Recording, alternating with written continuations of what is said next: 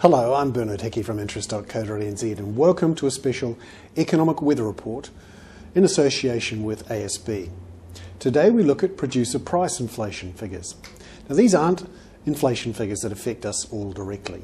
These are the prices that businesses pay for their inputs and what they charge for their outputs. And the Reserve Bank likes to watch it closely because it gives an idea of what may be happening to prices in the future. Well, the numbers are out for the September quarter in New Zealand, and input prices were up 3.7% for the September quarter. This was actually worse than many economists had forecast at about 3%, although it was slightly down on the shocking June quarter, which was 5.6% up. Now, part of the reason for this is that power prices fell almost 30% in that quarter as the drought filled up those lakes and spot power prices, for businesses obviously, started to fall. However, this input price inflation for the year was an amazing 13.6%. This is the worst since 1987. Now let's have a look at the outputs side, so what businesses were charging for their own outputs. Inflation for the quarter was 2.8%. And it wasn't quite as bad as, the very bad June quarter of 3.5%, but it was worse than economists' expectations at 2%. For the year, outputs inflation is nearly 10%, 9.8%, and this also was the worst since 1987. What we're seeing here is the end of the boom in inflation in fuel prices and commodity prices generally. And remember, it went to the end of September.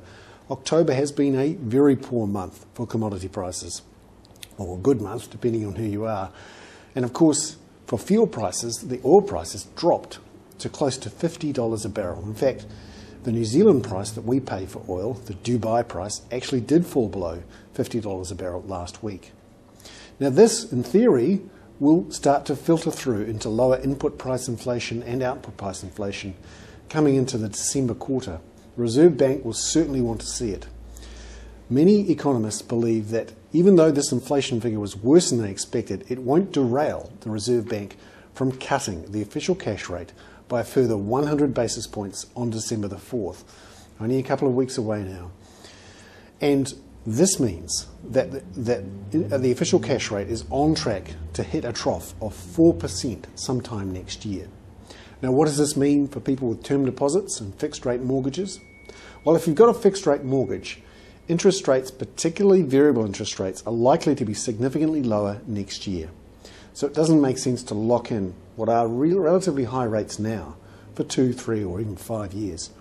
Best to have a look at the 6-month and 1-year rates and then wait for the variable rate to drop. It could easily hit 7% sometime next year. And for term deposits, well, hold on to those high rates as long as you possibly can and go long with your term deposits where interest rates are relatively high and interest rates are likely to drop in the next 6 months or so. I'm Bernard Hickey. That was a special economic weather report brought to you in association with ASB.